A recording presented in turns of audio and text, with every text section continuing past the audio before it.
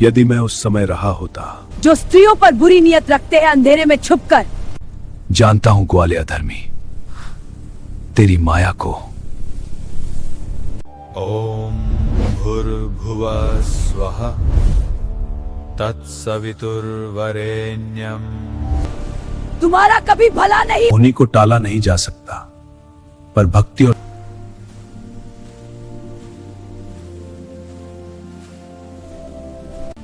ये कैसे संभव हो सकता है?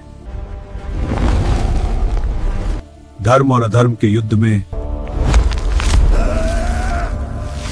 तुम्हारे इस व्यवहार की सराहना नहीं की जाएगी। यज्ञ वृद्ध ब्राह्मणों से कराना।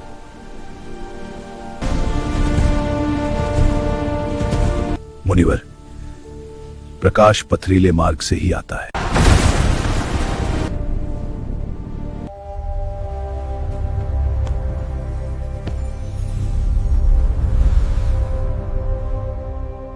विधि का विधान टाला नहीं जा सकता। अभिमन्यु के पुत्र राजा परीक्षित थे। राजा परीक्षित के बाद उनके पुत्र जन्मजय राजा बने। एक दिन जन्मजय वेद व्यास जी के पास बैठे थे। बातों ही बातों में जन्मजय के मन में प्रश्न उठने लगे। कुछ नाराजगी के साथ जन्मजय ने वेद व्यास जी से कहा, जहां आप समर्थ थे, भगवान श्री कृष्ण थे, भीष्म पितामह, गुरु द्रोणाचार्य, कुल गुरु कृपाचार्य जी, धर्मराज युधिष्ठिर जैसे महान लोग उपस्थित थे। फिर भी आप महाभारत के युद्ध को होने से नहीं रोक पाए और देखते देखते अपार धन जन की हानि हो गई। यदि मैं उस समय रहा होता तो अपने पुरुषार्थ से इस विनाश को होने से बचा लेता। अहंकार से भरे जन्मजय के शब्द सुनकर भी व्यास जी शांत रहे। कुछ क्षण का मौन छा गया। फिर वेद व्यास जी बोले, पुत्र, अपने पूर्वजों की क्षमता पर शंका मत करो। यह विधि द्वारा निश्चित था, जो बदला नहीं जा सकता था। यदि ऐसा संभव होता तो श्री कृष्ण में ही इतनी सामर्थ्य थी कि वे युद्ध को रोक सकते थे। जन्मजय अपनी बात पर अड़ा रहा और बोला, मैं इस सिद्धांत को नहीं मानता। आप तो भविष्यवक्ता हैं। मेरे जीवन में होने वाली किसी होनी को बताइए, उसे रोककर प्रमाणित कर दूंगा कि विधि का विधान निश्चित नहीं होता। व्यास जी ने कहा, पुत्र, यदि तू यही चाहता है तो सुन। कुछ वर्ष बाद तू काले घोड़े पर बैठकर शिकार करने जाएगा। दक्षिण दिशा में समुद्र तट पर पहुंचेगा। वहां तुझे एक सुंदर स्त्री मिलेगी, जिसे तू महलों में लाएगा और उससे विवाह करेगा। मैं तुझे मना करूंगा कि ये सब मत करना, लेकिन फिर भी तू ये सब करेगा।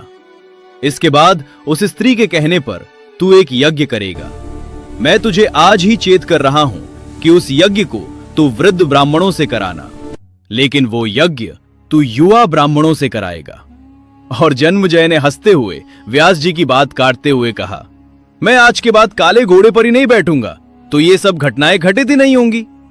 व्यास जी ने कहा, ये सब होगा, और अभी आगे की सुन।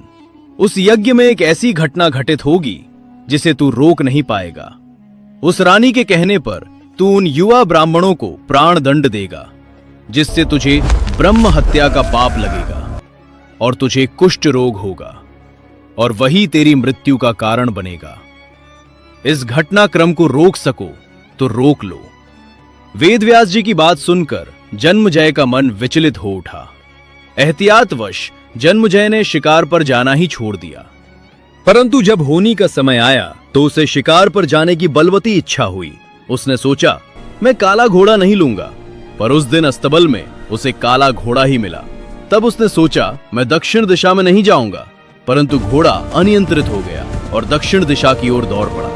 वह समुद्र तट पर पहुंचा। वहां उसने एक सुंदर स्त्री को देखा और उस पर मोहित हो गया। जन्मजय ने सोचा, इसे महल में तो ले जाऊंगा, लेकिन इससे विवाह नहीं करूंगा। परंतु महलों में लाने के बाद वह उसके प्रेम में पड़ गया और उससे विवाह भी कर लिया। फिर रानी के कहने पर जन्मजय द्वारा यज्ञ किया गया। उस यज्ञ में युवा ब्राह्मण ही रखे गए। किसी बात पर युवा ब्राह्मण रानी पर हंसने लगे। रानी क्रोधित हो गई और रानी के कहने पर राजा जन्मजय ने उन्हें प्राण दंड की सजा दी। फलस्वरूप उसे कोढ़ हो गया। अब जन्मजय घबरा गया और तुरंत व्यास जी के पास पहुंचा। वह उनसे जीवन बचाने की प्रार्थना करने लगा। वेद व्यास जी ने कहा, एक अंतिम अवसर मैं तुझे तेरे प्राण बचाने का देता हूं। मैं तुझे महाभारत में हुई घटनाओं का श्रवण कराऊंगा, जिसे तुझे श्रद्धा और विश्वास के साथ सुनना है। इससे तेरा कोढ़ मिटता जाएगा। परंतु यदि किसी भी प्रसंग पर तूने अविश्वास किया तो मैं महाभारत का प्रसंग रोक दूंगा और फिर मैं भी तेरा जीवन नहीं बचा पाऊंगा। याद रखना, अब तेरे पास यह अंतिम अवसर है। अब तक जन्मजय को वेद व्यास जी की बातों पर पूरा विश्वास हो चुका था, इसलिए वो पूरी श्रद्धा और विश्वास के साथ कथा श्रवण करने लगा। वेद व्यास जी ने कथा आरंभ की और जब भीम के बल के वे प्रसंग सुनाए जिनमें भीम ने हाथियों को उनकी सूंड से पकड़कर अंतरिक्ष में उछाल दिया, वे हाथी आज भी अंतरिक्ष में घूम रहे हैं, तब जन्मजय अपने आप को रोक नहीं पाया और बोल उठा, ये कैसे संभव हो सकता है? मैं नहीं मानता। वेद व्यास जी ने महाभारत का प्रसंग रोक दिया और कहा, पुत्र, मैंने तुझे कितना समझाया था कि अविश्वास मत करना, परंतु तुम अपने स्वभाव को नियंत्रित नहीं कर पाए, क्योंकि यह होनी द्वारा निश्चित थी। फिर वेद व्यास जी ने अपनी मंत्र शक्ति से आवाहन किया और वे हाथी पृथ्वी के आकर्षण बल में आकर नीचे गिरने लगे। तब व्यास जी ने कहा, यह मेरी बात का प्रमाण है। जितनी मात्रा में जन्मजय ने श्रद्धा और विश्वास से कथा श्रवण की, उतनी मात्रा में वो कुष्ठ रोग से मुक्त हुआ। परंतु एक बिंदु रह गया और वही उसकी मृत्यु का कारण बना। पहले बनती है तकदीरें, फिर बनते हैं शरीर। कर्म हमारे हाथ में है, लेकिन उसका फल हमारे हाथों में नहीं। गीता के 11वें अध्याय के 33वें श्लोक में श्री कृष्ण अर्जुन से कहते हैं, उठो, लड़ने के लिए तैयार हो जाओ और यश अर्जित करो। अपने शत्रुओं को जीतकर संपन्न राज्य का भोग करो। ये सब मेरे द्वारा पहले ही मारे जा चुके हैं। और हे सव्यसाची, तुम तो युद्ध में केवल निमित्त मात्र हो। होनी को टाला नहीं जा सकता, लेकिन नेक कर्म, भक्ति और भगवान नाम जप से उसके प्रभाव को कम किया जा सकता है। अर्थात रोग आएगा पर पीड़ा नहीं होगी, धन की हानि होगी किंतु विवेक बना रहेगा, मान सम्मान जाएगा पर कुछ समय बाद वापस आ जाएगा। इस कथा का सार यही है कि मनुष्य कितना ही शक्तिशाली क्यों न हो जाए, विधि के विधान से ऊपर नहीं उठ सकता। अहंकार हमें अंधा कर देता है और श्रद्धा हमें सत्य दिखाती है। जन्मजय ने चाहा कि वो होनी को टाल दे, लेकिन हर प्रयास उसे उसी दिशा में ले गया जहां विधि पहले से लिख चुकी थी। गीता हमें यही सिखाती है, कर्म करना हमारा अधिकार है, फल पर अधिकार केवल ईश्वर का।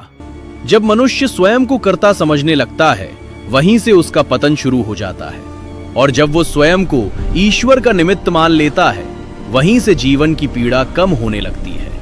होनी को टाला नहीं जा सकता, लेकिन भक्ति, सत्कर्म और भगवान के नाम स्मरण से उसके प्रभाव को अवश्य कम किया जा सकता है। कष्ट आएंगे पर टूटेंगे नहीं, हानि होगी पर विवेक बना रहेगा, अपमान होगा पर आत्मबल नहीं गिरेगा। इसी गहरे सत्य के साथ आज की कथा यहीं समाप्त होती है। अब यदि ये कहानी आपको पसंद आई हो तो इसे लाइक जरूर करें दोस्तों, शेयर करें और ऐसी ही अर्थपूर्ण कथाओं के लिए चैनल देव भक्ति की शक्ति को सब्सक्राइब करना ना भूलें। धन्यवाद।